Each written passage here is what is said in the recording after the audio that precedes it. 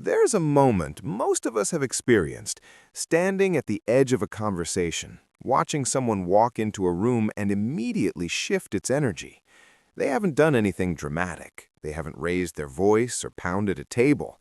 They've simply spoken, and somehow the room listens.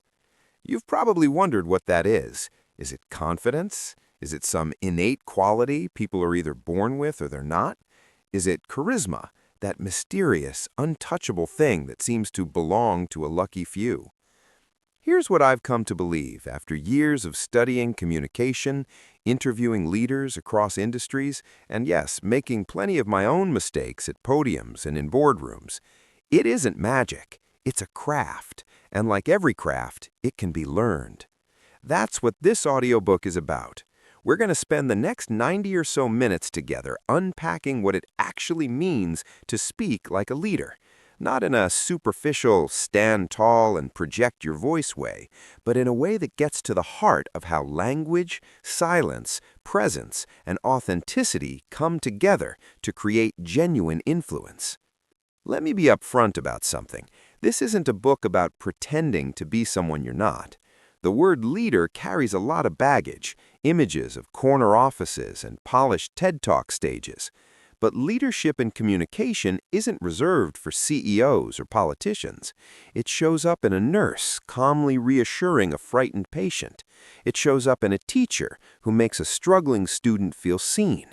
It shows up in the parent who knows how to have a hard conversation without burning the relationship to the ground. Leadership in speech is really about this, the ability to communicate in a way that people trust, that makes them feel heard, and that moves something forward, a decision, a relationship, an idea, a moment. That's it, and that is absolutely learnable. Throughout this journey, we'll cover 9 core areas. We'll explore how your mindset shapes your words before you ever open your mouth. We'll look at the architecture of a compelling message, how to structure what you say so it lands. We'll talk about the power of listening, because the best speakers are almost always the best listeners first. We'll dig into voice and delivery, the way silence can be more powerful than any word, and how to handle the situations that make most people want to run: conflict, criticism, high-stakes conversations. We'll also talk about something that doesn't get nearly enough attention, the ethics of leadership communication. Because speaking like a leader isn't just about being persuasive, it's about being worthy of trust. So, settle in. Whether you're driving, walking, or just sitting somewhere quiet, I'm glad you're here. Let's begin. Chapter 1. The Mindset Beneath the Words. Before we get to a single technique, a single tip about how to structure a sentence or use your voice, we need to start somewhere that might surprise you, inside your own head. Because here's a truth that most communication books skip past: how you think about yourself, about your audience, and about the purpose of the conversation you're about to have. All of that shapes what comes out of your mouth long before you open it. Think about the last time you had to give feedback to someone, a colleague, a friend, maybe a family member. If you went into that conversation thinking, this is going to be awful, they're going to get defensive, I hate confrontation, then guess what? That energy leaked into everything. Your tone, your word choice, the way you phrased things, how quickly you backed down the moment there was any resistance. Now think about a time when you went into a difficult conversation genuinely believing it could go well, that the other person was reasonable, that you had something worth saying, and that the relationship was strong enough to handle honesty. Completely different experience, wasn't it? The words were almost the same, but the delivery, the confidence, the outcome, worlds apart. This is what I mean by mindset. Not positive thinking in a vague, motivational poster kind of way. I mean the specific mental framework you bring to every interaction. The scarcity voice versus the contribution voice. Most of us operate, without realizing it, from what I'd call the scarcity voice. It's that internal narrator that whispers things like, don't say the wrong thing, what if they disagree, I'm not an expert, who am I to speak up, I need to have the perfect answer before I open my mouth. The scarcity voice is fundamentally protective. It's trying to keep you safe from judgment, from embarrassment, from conflict. And it's working overtime for a lot of people in professional settings, in meetings, in conversations that actually matter. Leaders, genuinely effective communicators, tend to operate from what I call the contribution voice, and the shift is subtle but profound. Instead of, what if I say something wrong, it's, what can I offer here? Instead of, they'll probably not listen to me, it's, I have a perspective worth sharing, and I'm willing to make space for theirs too.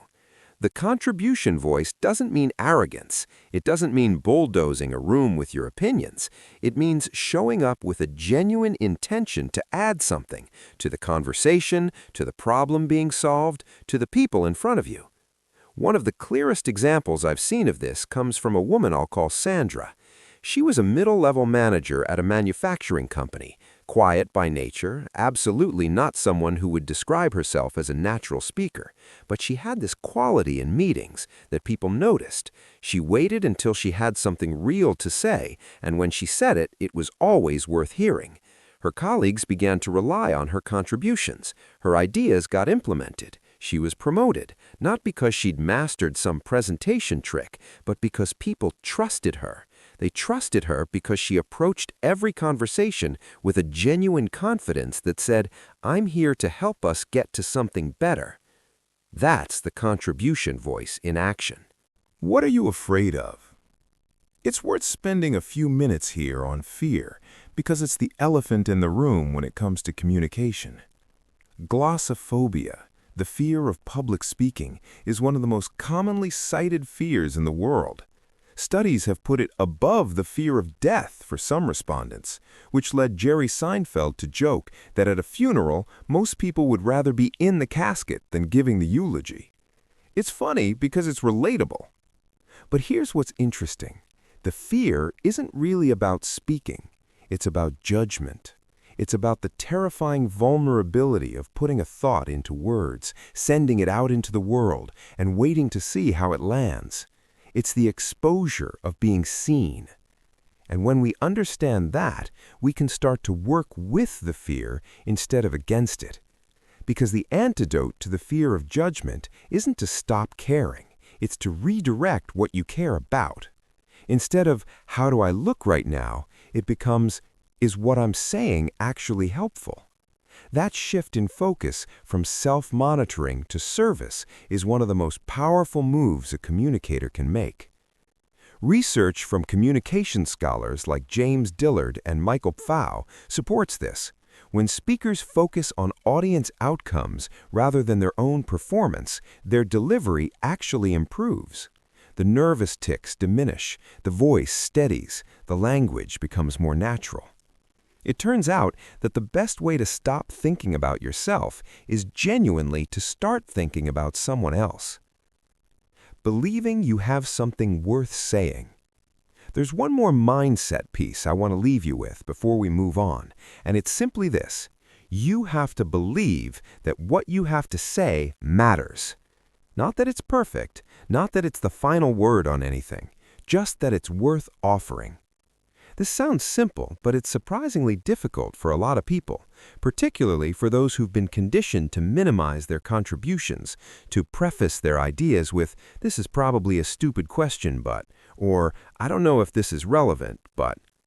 Those small verbal hedges telegraph to everyone in the room, including yourself, that you don't quite trust what you're about to say. Leaders learn to drop the apologetic preface. Not because they're overconfident, but because they've done the inner work to believe that their experience, their perspective, their honest take on a situation has value. And when you carry that belief, really carry it, it changes everything about how you communicate. That's the foundation. Now, let's build on it. Chapter 2. The Architecture of a Compelling Message. Have you ever listened to someone speak in a meeting, at an event, even in a one-on-one conversation, and by the time they finished, you weren't entirely sure what they'd been trying to say? The words were all there, the information was present, but somehow it didn't stick, didn't land, didn't connect. That's usually a structure problem. And structure is one of the underappreciated elements of great communication. Here's the thing about the human brain. It craves pattern. It wants to know where it's going. When we hear someone speak without any clear architecture to their message, our brains spend cognitive energy trying to figure out the structure, and that energy is taken away from actually absorbing what's being said. Great communicators understand this intuitively. They give their listeners a map before the journey begins, and they're ruthless about clarity. Start with the why, not the what. The most common mistake people make when they need to communicate something important is starting with the information itself, the data, the details, the facts, before establishing why any of it matters. It's the equivalent of trying to hand someone a tool before they know what they're building. Think about two ways of opening a team meeting. Version 1, okay, so today I want to go through the Q3 numbers, talk about some process changes we're implementing, review the timeline for the product launch, and also touch on a few HR updates. That's a list. It's functional, but it doesn't move anyone. Nobody's leaning in. Version 2, I called this meeting because we're at a decision point. Q3 showed us something important, something that, if we respond to it well, could genuinely change our trajectory for next year. I want us to walk out of here with a shared understanding and a plan. Same meeting, completely different energy. Now people are listening because they understand why it matters. This principle, lead with significance, not just information, is fundamental to leadership communication. Simon Sinek famously articulated it as start with why, and while that framework has been applied in many different contexts, its core insight is timeless. People are motivated by meaning before they're motivated by data. The three-part structure that works every time. If you're ever in doubt about how to structure a message, a presentation, an email, a difficult conversation, a speech, there's a simple framework that has served communicators for centuries. It goes like this. Tell them what you're going to say it, then tell them what you just said. I know that sounds almost too basic, but the reason this principle has survived is because it actually works with how memory and comprehension function. The opening frame primes the brain, the body delivers the substance, the close reinforces retention. A more modern version of this structure looks something like this. Open with the context and the significance. Move through the core of your message in clear, organized chunks, and close with a statement of meaning and a clear next step. Not 5 next steps, 1. That last part, one clear next step, is something leaders consistently get right that others get wrong. They don't end a communication and leave people wondering, so what do we do now? They bring it home. Here's what I'm asking of you. Here's what happens next. Here's the one thing I want you to walk away remembering. The power of the single idea. Here is one of the hardest lessons in communication, and I say this as someone who has had to learn it the hard way. You cannot say everything. You cannot, in any single conversation or presentation, communicate every nuance of your thinking, and the attempt to do so will almost always result in the audience retaining nothing. The discipline of leadership communication is the discipline of selection. Of all the things I could say here, what is the single most important? What is the one idea I want to live in someone's mind after this conversation ends? This is sometimes called the message box, a tool used by everyone from political strategists to product marketers. Before you communicate anything significant, you define the core idea in one sentence, and then everything you say serves that sentence. If a point doesn't serve the core idea, it gets cut. Try it the next time you're preparing for an important conversation. Ask yourself, if the other person remembers only one thing from what I'm about to say, what do I want it to be? Let that answer guide the whole shape of your message. Storytelling, the most ancient leadership tool. No conversation about the architecture of compelling messages would be complete without talking about story, because ultimately, story is the container that makes information portable. It's what allows ideas to travel from one mind to another and actually take root. We are narrative creatures. Long before we had spreadsheets or slide decks, we communicated knowledge through story. Around fires, in oral traditions, through myths and parables, the human brain is wired for narrative in a way it simply is not wired for bullet points. Research by cognitive scientist Roger Schenck suggests that humans don't actually store information as data, we store it as story. When someone asks, "Do you know how to use that software?" your brain doesn't retrieve a technical manual. It retrieves a memory, a scene of you using the software, the problem you were solving, what happened. Story is the format of human memory. So when you want to communicate something that matters, when you want it to be remembered, to be felt, to be acted on, wrap it in a story, not a long, meandering one, a tight, specific, purposeful one. The formula is simple. There was a situation, something happened, a challenge, a turning point, a problem, and here's what we learned, what changed, what it meant. Beginning, middle, meaning. That's it. You don't need to be a novelist. You need to be specific, honest, and willing to be a little bit vulnerable. The best leadership stories are almost always ones that involve the speaker getting something wrong before getting it right. Because that's what makes us human, and leaders who speak like humans are the ones people follow. Chapter 3, The Lost Art of Listening. If I were going to point to the single most counterintuitive insight in this entire audiobook, it would be this. The most powerful thing you can do to become a better communicator is to become a dramatically better listener. We tend to think of communication as primarily an output activity. It's what we say, how we say it, how we present ourselves. But listening is where the real information lives. It's where trust is built. It's where you discover what actually matters to the person across from you. And it's where, ironically, your influence is most quietly generated.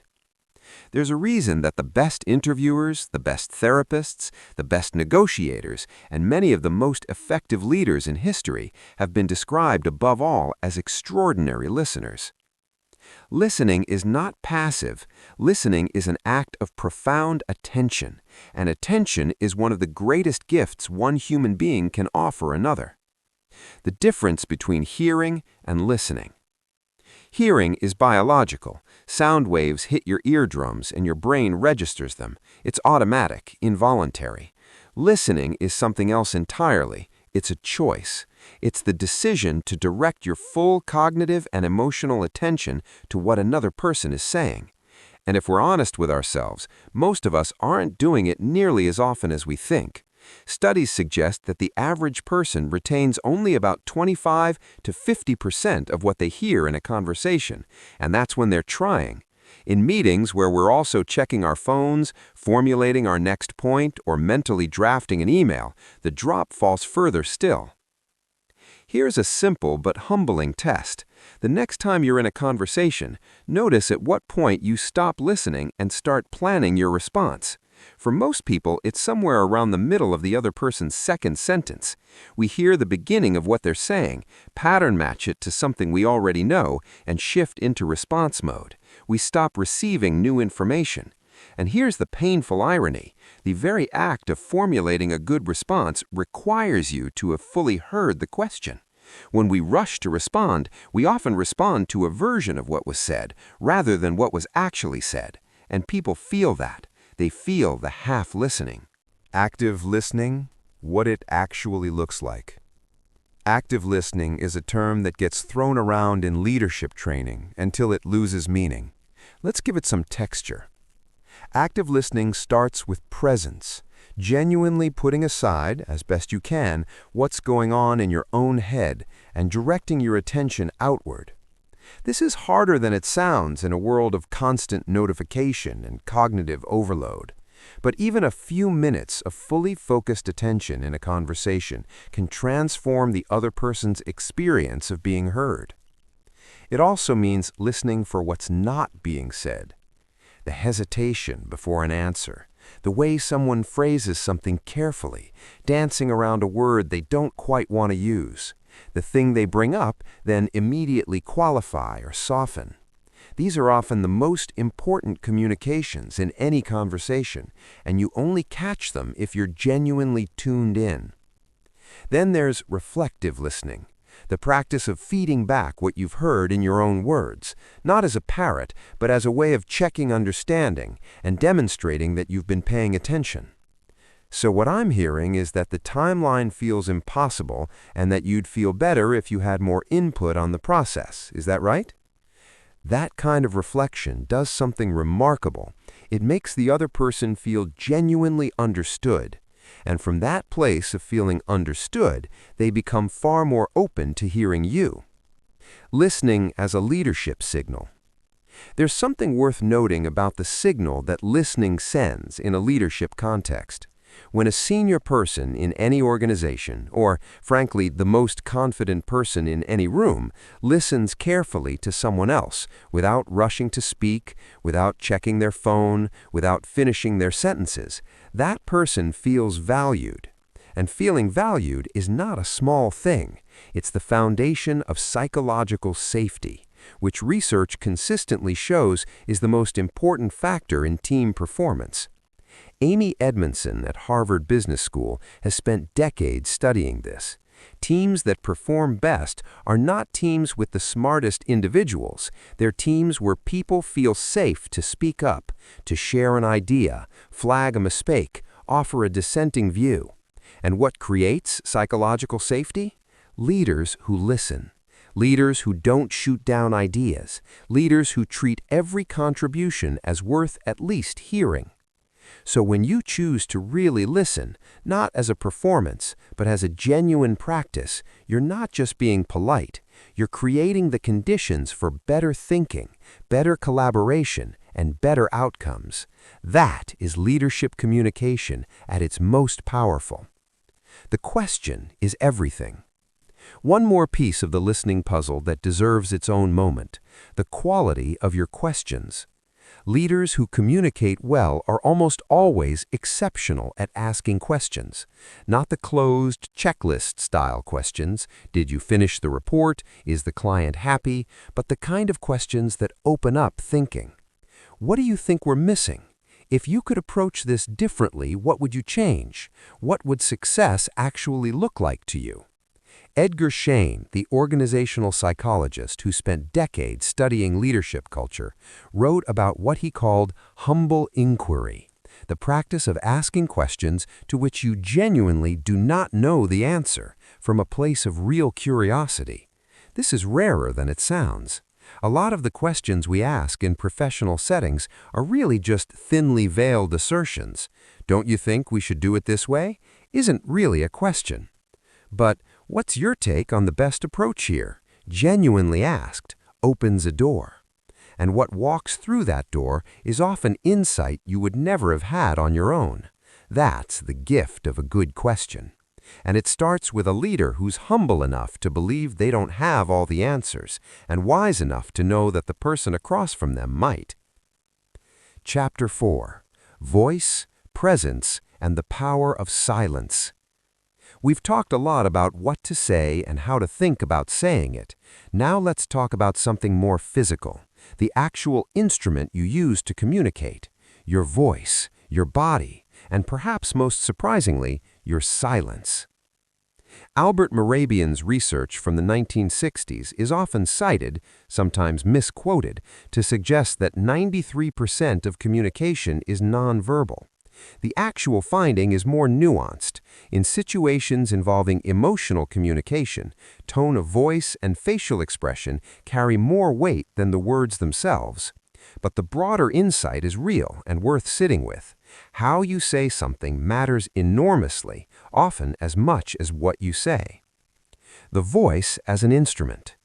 Think for a moment about a voice that has moved you. Maybe it was a teacher or professor you had, a podcast host whose perspective you look forward to, someone who gave a speech that stayed with you. What was it about the voice itself that held your attention? Chances are it had some combination of warmth, a quality that made you feel the speaker was genuinely engaged with you, authority, a groundedness that communicated confidence without arrogance, and variation, a natural ebb and flow of pace, pitch, and volume that kept your attention alive. Here's the good news. Almost every element of vocal quality is trainable. Let's look at the main ones. Pace is one of the most immediate communicators of your internal state. When we're nervous or excited, we tend to speak faster than we mean to, and fast speech, counterintuitively, can feel less confident, not more. Slowing down communicates that you believe your words are worth waiting for. It gives your listener time to absorb what you're saying. And it creates natural emphasis, because when you slow down on a particular word or phrase, that word becomes important. Pitch is the musical quality of your voice, where it sits on the register and how it moves. Monotone speech is the great enemy of attention. When pitch stays flat, the brain interprets it as nothing urgent here, nothing changing, no need to stay alert. Leaders who communicate well use natural variation in pitch to signal shifts in emphasis, mood, and importance. They go lower when they want to convey gravity. They let their voice rise naturally with genuine enthusiasm. They're not performing, they're letting their authentic emotional engagement color their speech. Volume and projection matter too, but perhaps not in the way you expect.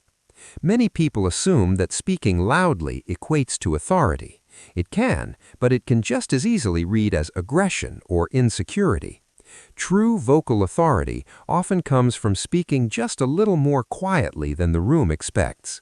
When you lower your volume and the room leans in, that's power. That's the quality of the person who knows they don't need to shout to be heard. Presence. Presence is one of those words that gets used constantly in leadership discussions and rarely defined well. Let me try. Presence is the quality of being fully in the room, not physically there while mentally somewhere else, not going through the motions of a conversation while internally rehearsing what comes next, actually here with your attention genuinely on the moment and the people in front of you. Presence is visible. You can see it in someone's eyes, that quality of actually looking at you rather than performing the gesture of looking. You can feel it in the rhythm of a conversation with someone who's present. There are no awkward gaps that signal their mind is elsewhere. And you can absolutely feel its absence, that unsettling sense of talking to someone who isn't quite there. Cultivating presence as a communicator is essentially a mindfulness practice applied to conversation.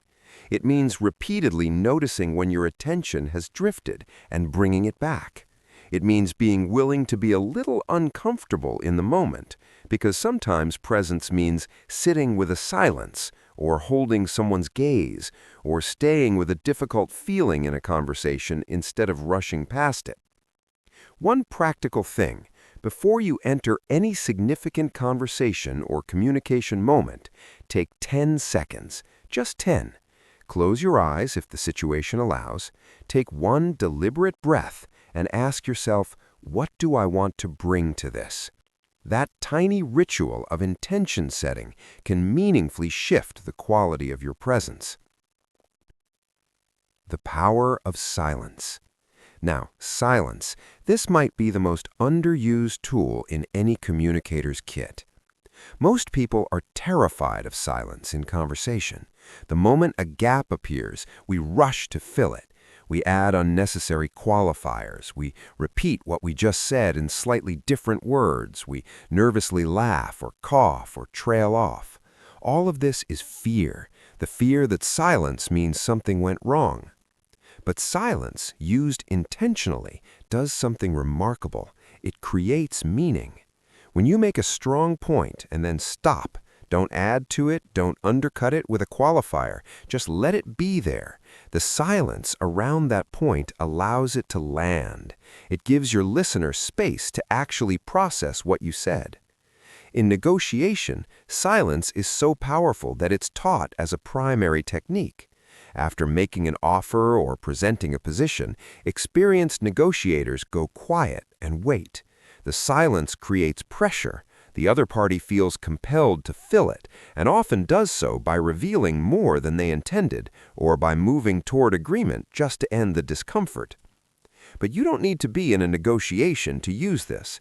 The next time you're in a conversation and you've just said something important, resist the urge to keep talking. Let the thought breathe. See what the other person does with the space. More often than not, something interesting will happen in that silence.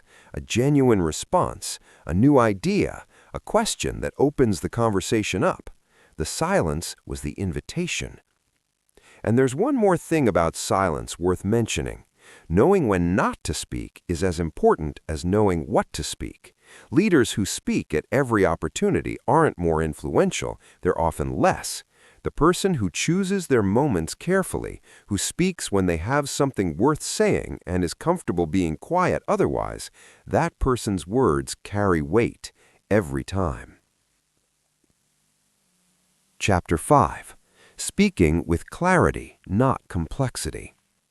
There's a temptation that affects a lot of intelligent, knowledgeable people in professional settings, the temptation to demonstrate their expertise through complexity, to use technical language, industry jargon, elaborate sentence structures, and multi-layered qualifications as a way of signaling, "I really know this stuff." And it backfires almost every time. The ability to explain something clearly, simply, without unnecessary complexity, is not a sign of shallow thinking. It is the mark of deep understanding. Richard Feynman, one of the greatest physicists of the 20th century, famously insisted on this. If you can't explain it simply, you don't understand it well enough yet. That principle applies far beyond physics. Clarity is a form of respect. When you communicate clearly, when you use plain language, concrete examples, and a structure your listener can follow, you're doing something fundamentally respectful. You're acknowledging that the person's time and attention have value, and that it's your job to make things easy for them to understand, not their job to work hard to decode you. Contrast this with jargon-heavy communication. When a conversation is thick with buzzwords and corporate language, what often gets obscured isn't just the meaning, it's the relationship, because nobody feels comfortable admitting they don't understand the jargon. So they nod, they smile, they disengage internally while appearing engaged externally, and nothing real gets communicated at all. A useful test: could a thoughtful, intelligent person outside your industry understand what you just said? If not, can you find words that would help them? This isn't about dumbing anything down. It's about finding the clearest possible path to shared understanding. The concrete versus the abstract. Abstract language is one of the most common clarity killers. When we speak in abstractions, strategy, synergy, alignment, scalability, optimization, we create the impression of communication without the substance of it. Everyone hears the word and attaches their own meaning to it. The result is a room full of people who all believe they understand each other and are actually talking about completely different things. Concrete language, specific, sensory, example-grounded, does the opposite. It creates shared understanding because there's less room for interpretation. "We need to improve our customer service" is abstract. Customers are waiting an average of 4 days for responses to support requests, and I'd like us to get that to 24 hours within 6 weeks, is concrete. Both sentences are communicating a similar idea, only one of them is actually useful. Whenever you catch yourself using a big, important-sounding abstract word, it's worth pausing and asking, what does this actually look like in practice? What's a specific example? What would I see, hear, or measure if this were happening? The answers to those questions are where your real message lives. The edit that makes you a better speaker.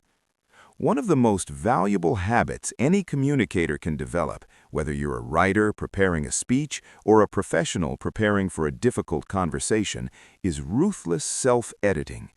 Taking what you've planned to say and asking, What can go? What's there for me, not for the listener? What's padding? Padding in speech takes several forms: excessive preamble before getting to the point, repeating the same idea 3 different ways because you're not sure it's landed, hedging with so many qualifiers that the core statement becomes invisible, meandering into related topics that aren't essential to the main message. Every sentence you remove that isn't serving your core message makes every sentence that remains stronger. Clarity is an act of subtraction as much as construction. And here's something important about this. Audiences reward brevity enormously. When someone speaks for exactly as long as they need to and then stops, not one word more, people respect that.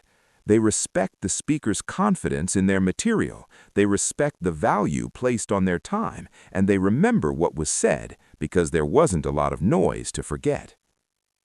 Chapter 6. Navigating Difficult Conversations. Let's talk about the conversations most people wish they could avoid. The ones that sit in the back of your mind for days before you have them. The ones where the relationship is on the line, or the stakes are high, or you know there's a real chance of conflict. The hard conversations. Because here's the thing. The ability to navigate difficult conversations well is perhaps the most important practical skill that separates genuinely effective leaders from everyone else.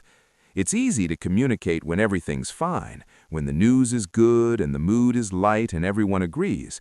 The real test of leadership communication is what happens when it gets hard. Why we avoid them and what it costs. Most difficult conversations don't happen because people are conflict averse, which is itself the result of a very understandable fear. The fear of damaging a relationship, of making things worse, of not knowing what to say. So we wait. We hope the problem resolves itself. We give indirect feedback instead of direct feedback, and then feel frustrated when nothing changes. The cost of avoided conversations is enormous in relationships, in organizations, in families. Problems that could have been addressed with a 5-minute honest exchange become 6-month resentments. Performance issues that could have been corrected with clear feedback metastasize into team dysfunction. Relationships that could have deepened through honesty instead erode through politeness. The leaders who earn the deepest trust are almost always the ones willing to have the difficult conversations other people avoid. Not because they're confrontational by nature, often quite the opposite, but because they've developed a framework for approaching difficult conversations with care, clarity, and genuine respect for the other person. Before you open your mouth. The preparation for a difficult conversation matters enormously, and the most important preparation is not scripting what you're going to say, it's getting clear on your intention. Ask yourself honestly, what is the outcome I actually want from this conversation? Not the outcome that proves I'm right, the outcome that serves this relationship and this situation. If the answer is genuinely, I want us to understand each other better and find a way forward together, that intention will shape everything about how you show up. Also worth asking, what do I know for certain and what am I assuming? This is critical. Most of us enter difficult conversations already constructed a fairly complete narrative. We know what happened, we know why they did it, we know how they feel about it. Except we don't. We have our interpretation of what happened, and their interpretation is probably different and probably has some validity. Going into a hard conversation with epistemic humility, with genuine curiosity about the other person's experience, changes the conversation fundamentally. A framework that works. There are many models for structuring difficult conversations, but one of the most practical and widely respected comes from the work of Douglas Stone, Bruce Patton, and Sheila Heen in their book Difficult Conversations. Their insight is that every difficult conversation contains 3 conversations happening simultaneously: a what happened conversation about the facts and interpretations, a feelings conversation about the emotional undercurrents, and an identity conversation about what this situation says about who we are. Understanding that these 3 layers exist helps you navigate with more precision. When someone reacts strongly to feedback you thought was mild, they're often responding at the identity layer. They're hearing an attack on who they are as a person, not just feedback on a specific behavior. Recognizing that shift allows you to address it. In practical terms, here's a structure that tends to work well for difficult conversations. Start by naming what you've observed, not what you've concluded, but what you've actually seen or heard. I noticed that in the last 3 team meetings, you haven't said anything. Not, you've been disengaged. One is an observation, the other is a judgment, and judgments create defensiveness. Then express the impact. How has what you've observed affected you, the team, the work? This is an honest statement about experience, not an accusation. It's left me wondering if something's going on, and I'm concerned we might be missing your perspective. Then, and this is the part many people skip because it feels vulnerable, make space for their experience. Ask a genuine question and wait for the real answer. I wanted to check in and hear from you directly. What's your experience been? And then, listen. Actually listen. This approach, observation, impact, genuine inquiry, isn't a formula that works like magic. Real conversations are messy, but this structure keeps you honest, keeps you out of accusation mode, and keeps the door open for a real exchange rather than a shutdown. When the conversation gets heated. Sometimes, despite the best preparation and the best intentions, things get heated. Someone gets emotional, or you do. Voices rise. The conversation starts to feel less like a dialogue and more like a standoff. This is where one of the most powerful tools in difficult conversations becomes available to you, naming what's happening. I notice this is feeling really charged right now. Can we slow down for a second? That one move, simply naming the dynamic, can interrupt a destructive spiral and create space for something better. Another option, explicitly take a break, not as an avoidance tactic, but as a genuine regulation strategy. I think we both have strong feelings about this. Can we take 15 minutes and come back to it?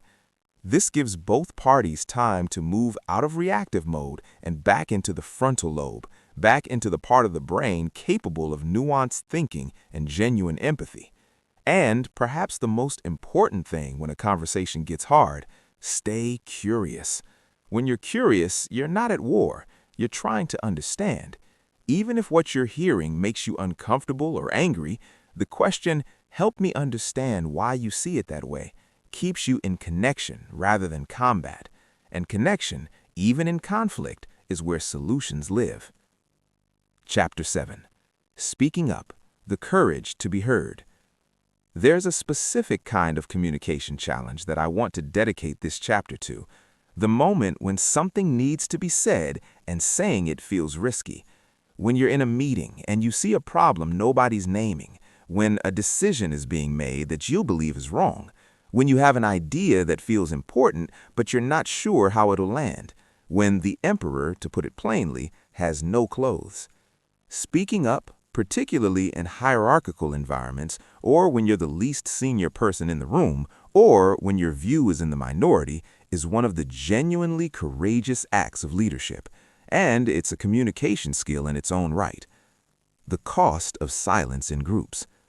Research on groupthink, that phenomenon where groups make bad decisions because dissent isn't expressed, consistently shows that the problem is rarely that nobody has doubts. Almost always, someone around the table sees the issue. They just don't say it. They assume others must have already thought of it and dismissed it. They're worried about looking foolish. They're junior and assume the seniors must know better. Irving Janis, who coined the term groupthink in the 1970s, studied some of the most catastrophic decision-making failures in American history, the Bay of Pigs invasion, the escalation of the Vietnam War, and found this pattern repeatedly. Capable, intelligent people in rooms together, knowing something was wrong, staying quiet. The consequences were devastating. Your voice in a room is not just about you. It's about what becomes possible when people with diverse perspectives are willing to contribute them honestly. The culture of silence in groups is a communication problem, and it changes one person at a time every time someone decides to speak. How to speak up effectively. Speaking up doesn't mean being blunt to the point of abrasiveness or positioning yourself as the lone voice of reason while everyone else is wrong. It means finding a way to introduce your perspective that opens the conversation rather than closing it. One effective frame, the question. Instead of declaring, "This approach has serious problems," try, "I want to make sure I'm understanding this correctly. Have we considered what happens if the market responds this way?"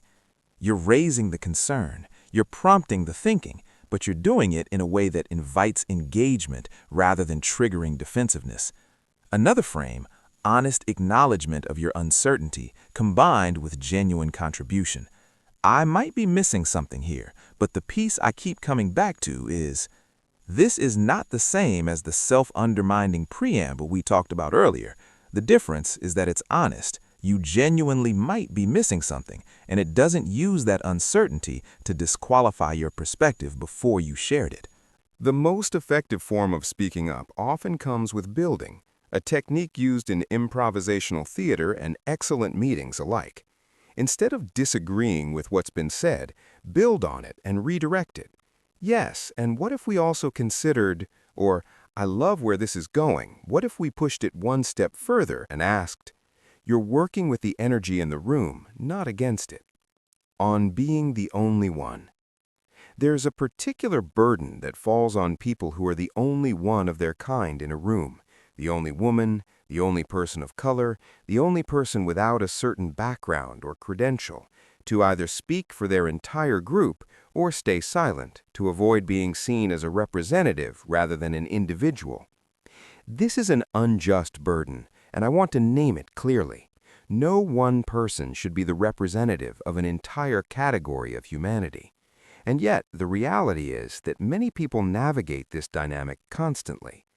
What leadership communication looks like in this context is perhaps the simplest and most powerful version, speaking as yourself, not as a spokesperson, not as a token, but as a person with experience, perspective, and something genuine to contribute.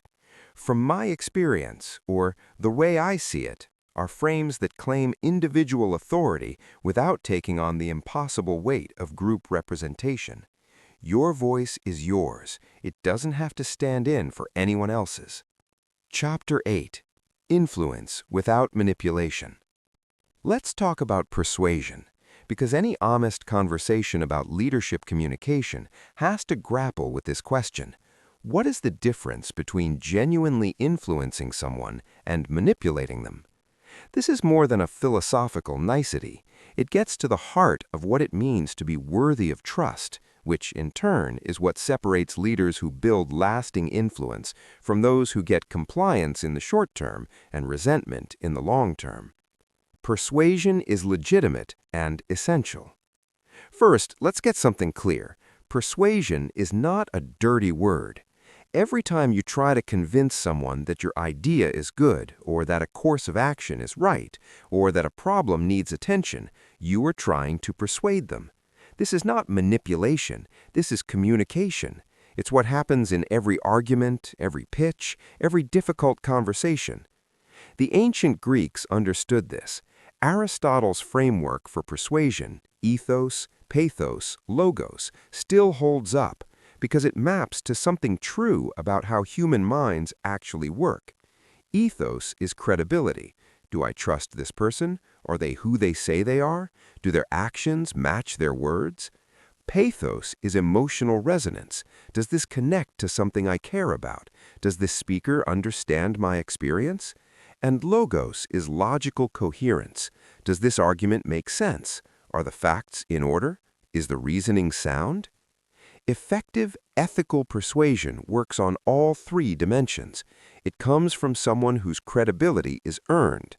It connects to things the audience genuinely values, not manufactured fears or false desires, but real needs. And it's supported by honest reasoning. Where the line is. Manipulation, by contrast, bypasses someone's rational agency. It works by exploiting cognitive biases, manufacturing emotional states, creating false urgency, withholding relevant information, or appealing to fears in ways that distort rather than illuminate reality. You know it when you've been on the receiving end of it. That feeling of having been maneuvered into something, of having agreed to something before you quite understood what you were agreeing to, of realizing later that the picture you were given wasn't quite complete. The communicator who relies on manipulation may achieve short-term wins, but they're building on sand, because trust, once broken, is extraordinarily difficult to rebuild, and leadership, real enduring leadership, is built entirely on trust. The specific techniques of ethical influence. So, what does ethical persuasion actually look like? A few principles worth dwelling on. First, share the full picture. If you're making a case for something, acknowledge the strongest objections to your position. This is counterintuitive. Many communicators try to steamroll past the weaknesses in their argument. But research on two-sided messaging consistently shows that communicators who acknowledge counterarguments and then address them are more persuasive, not less, because they come across as trustworthy. They're not trying to trick you, they're trying to reason with you. Second, make your reasoning explicit. Don't just state conclusions, walk people through the thinking that got you there. Here's what I've observed, here's what I concluded from it, here's why I think that conclusion is sound. This gives your listener the opportunity to evaluate your reasoning, not just your conclusion, and it respects their intelligence. Third, connect to genuine values, not manufactured emotions.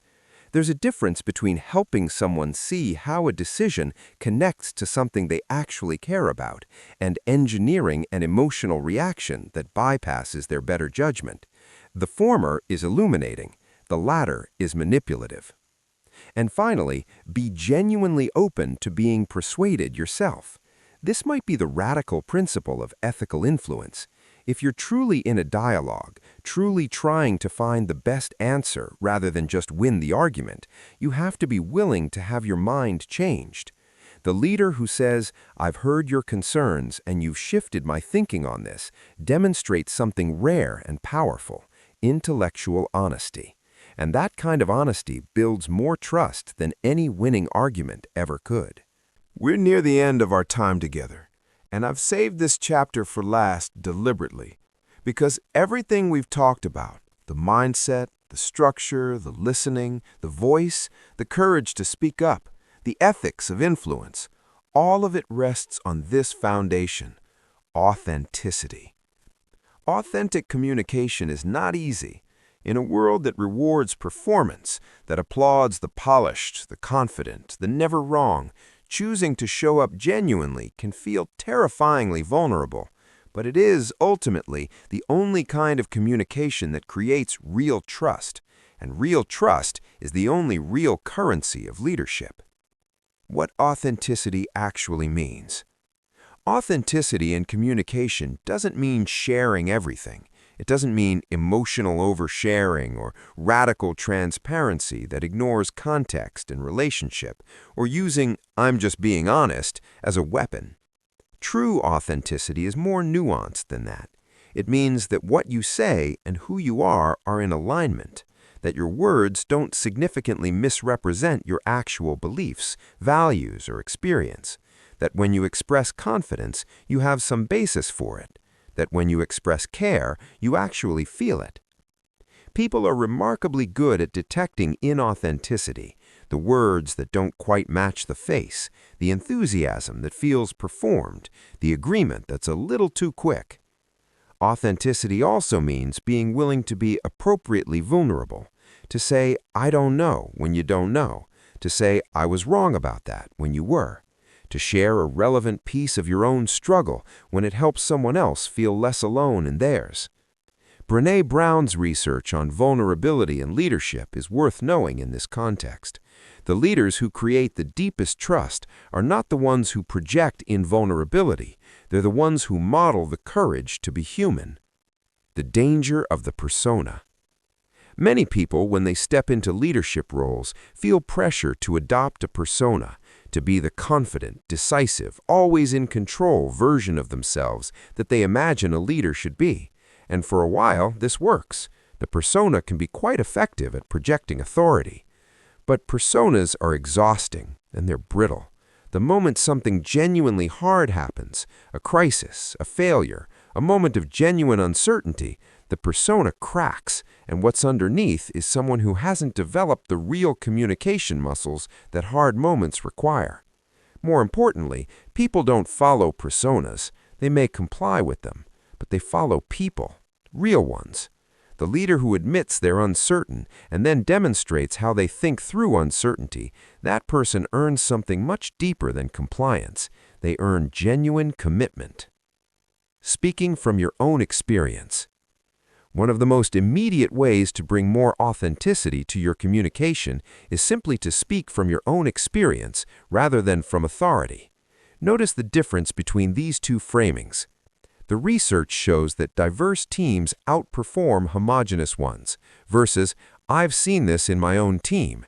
The moments when our thinking has changed most dramatically have always happened when someone brought a perspective none of the rest of us had considered. Both are true. One is borrowed authority, one is lived experience. Lived experience is almost always more compelling. This doesn't mean dismissing research or expertise. Those matter. But grounding your communication in your own genuine experience makes it specific, makes it real, and makes it yours. No one can argue with your experience. They can disagree with your conclusions, but they can't tell you what you haven't seen. The long game of trust. Here is the final truth I want to leave you with on authenticity and on leadership communication as a whole. This is a long game. Trust is not built in a single impressive presentation or a single-handled difficult conversation. It's built over time, through the accumulated weight of small moments, through the meeting where you gave someone credit they deserved, through the conversation where you listened when you could have lectured, through the moment where you admitted you were wrong rather than defending a position you knew was shaky, through the 100 small choices to be honest when dishonesty would have been easier. People who communicate like leaders understand that every interaction is a deposit or a withdrawal from a trust account. Every time you say what you mean, listen with genuine attention, follow through on what you've committed to, speak up when silence would have been easier, you're making a deposit, and those deposits compound. Over time, people begin to know what they can expect from you. They know your word means something. They know you'll tell them the truth, even when it's uncomfortable. They know you care about what's actually right, not just what looks good. And when they know all that, when trust is established at that level, your words carry a weight that no technique can manufacture. That's not persuasion, that's influence, and it comes from character, expressed through communication, consistently, over time. We've covered a lot of ground together. We started with the mindset that underlies great communication, the shift from the scarcity voice to the contribution voice. We explored how to build a message that's clear, purposeful, and structured to land. We talked about listening as the often overlooked foundation of influence. We looked at voice, presence, and the extraordinary power of a well-placed silence. We examined what clarity really means and why simplicity is not the enemy of substance. We took on the difficult conversations that most people avoid and the courage it takes to speak up in rooms where it's easier to stay quiet. We talked about influence, the ethical kind, and about what distinguishes genuine persuasion from manipulation. And we ended, as I believe any honest conversation about leadership must end, with authenticity. With the understanding that all of this, every skill, every technique, every framework, only works if it's grounded in who you genuinely are. Here's what I want you to walk away with, above all else. Your voice is already there. The ability to speak in ways that matter, that connect, that move things forward, it isn't being given to you from the outside. It's already in you. What we've been doing together is clearing away the things that obscure it, the fear, the noise, the habits of hedging and overcomplicating and performing. Underneath all of that is a genuine person with real things to say. The path forward is not about becoming a different communicator. It's about becoming a more fully yourself communicator. More clear about what you actually think, more courageous about saying it, more genuinely curious about the people you're talking with, more willing to sit in the discomfort of a real conversation rather than reaching for the safety of a polished performance. That's what speaking like a leader really is. It's being present, it's being honest, it's being willing to say the thing that needs to be said and to listen, truly listen, to what comes back. And then doing it again and again, one conversation at a time. Thank you for spending this time with me. Now, go have the conversation you've been putting off. You're more ready than you think.